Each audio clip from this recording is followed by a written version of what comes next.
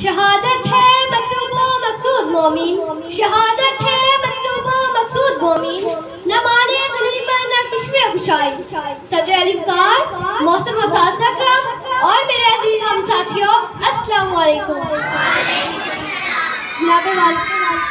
جناب والا، آج کی پروکار تقریب میں جو کہ یوم دفاع پاکستان کے حوالے سے منعقد ہوئی ہے، مجھے لفظ شائع کرنے کی سعادت مل رہی ہے۔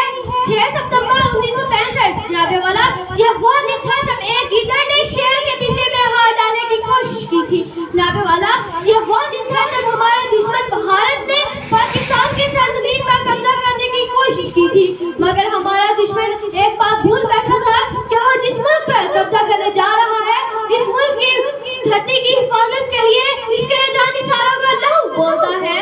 جناب والا، ہمارا دشمن ایک بات بھول بیٹھا تھا کہ وہ جس ملک پر قبضہ کرنے جا رہا ہے، اس ملک کی بنیاد ریاست مدینہ پاک کی طرح لا الہ الا اللہ پر کی گئی ہے۔ 1965 کے جنگ میں پاکستانی افواج نے اپنے سینے پر بم باندھ کر چوٹا کے مقام پر ٹینکوں کا قبرستان قائم کیا تو انہوں نے ثابت کیا کہ لہو بولتا ہے۔ دورے